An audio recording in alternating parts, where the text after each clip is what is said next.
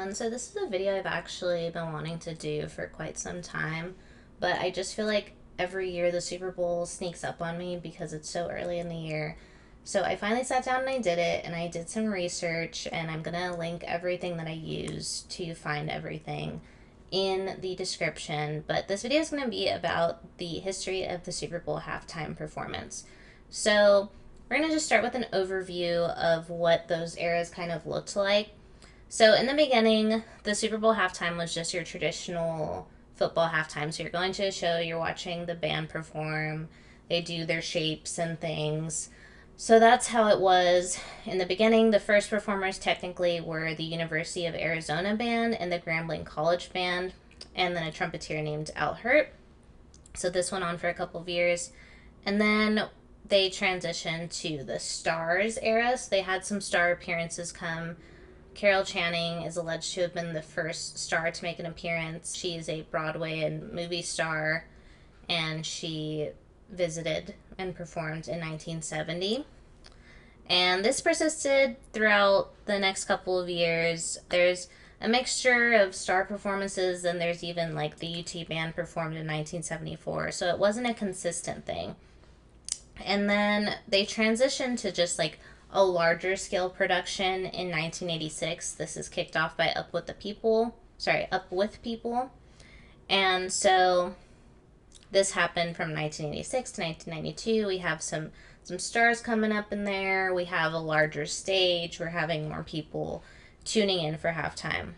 And then this era that Washington Post affectionately called the Retrain Your Bladder era. So this is because millions apparently opted to go to the bathroom around the 2-minute warning as halftime ratings surpassed ratings for the actual game for the first time. So this is probably because Michael Jackson was performing in 1993. A lot of people were really tuned in to watch him perform. They were excited, all that fun stuff. And then to end this era, we have the Janet Jackson, Justin Timberlake, P. Diddy, Kid Rock, Nelly performance. And as many of you may or may not know, Janet unfortunately flashed a boob. I say unfortunately because I don't think it's something she's very happy or proud of. And it was just an accident. It was a wardrobe malfunction.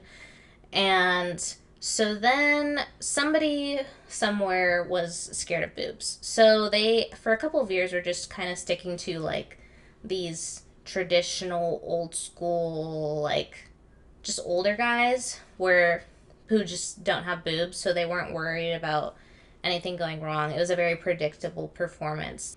And then I guess somebody somewhere came back into power and was like, we can have boobs again. Like, that's okay. The girls can come back. But they started with one girl. So they started with just adding Fergie, or having Fergie in the Black Eyed Peas. So Black Eyed Peas performed in 2011. We have like the superstars like Beyonce, Bruno Mars, Maroon 5. We have a lot of larger scale pop stars now coming into that light. So I was curious to find out how halftime performers are selected, and from what I've read, it's kind of, for a while, it was believed that the people from the host city, like boards and committees from the host city, along with people and committees from the NFL, worked in collaboration to make these decisions. And then 2019, this changed because Rock Nation partnered with the NFL, and that's a company owned by Jay-Z. And so the executive producer for the Super Bowl halftime says that Jay-Z is the one making that decision. And I still think that Jay-Z, I'm sure, even as powerful as he is consulting someone to determine who is the best fit for the halftime performance. And then I was curious how the halftime performers are paid. So entertainers technically don't get paid anything from the NFL, but the NFL is supposed to cover all costs associated with the show. And this is also tricky because I've seen some artists putting a lot of their own money into the production of this, including The Weeknd, for example, said he put $7 million. I'm assuming maybe they give him a budget and it's restrictive over what he can do what with those funds. So he's maybe somebody who was like, but I want to spend this much more money on the mirrors or whatever that he used, or the suits. Hence why he spent so much. As somebody who can't ever imagine spending $7 million on something like this, like, why would you do it if you're not going to get paid? And it's just because it is the most watched event of the year. So it's estimated that about 123.4 million people are viewing the halftime performance. And someone like really all artists just see streaming numbers, followers, all that stuff skyrocket after their performance. Usher's streams increased 550% after his performance, and Rihanna's sales went up 390%. So it's, in short, it's worth it to do this. And so how does everything come together? So each performance is very unique because you're working with a variety of performers and all these different factors like weather, all that stuff. But the three main components are coordinating the performers, transporting equipment, and setting up the stage. So about 2,000 to 3,000 individuals work on the production of the Super Bowl halftime. And as far as coordinating the performers, they're notified several months in advance, I'm sure before we find out that they're going to do this. So then in that time, they need to determine if they're going to have any surprise guests, who their performers are going to be, who the choreographer is going to be, and make sure that their set list can land between 12 to 14 minutes. I've also learned even the people that are on the field, like when you're seeing the fans and stuff screaming, I've always thought that those are just your regular fans. Maybe they like pulled somebody out of the audience, you won like some sort of lottery. No, those are people that are paid and have experience being there because they can't have just random people showing up and being unpredictable on, live TV. And then transporting the equipment is another really huge factor.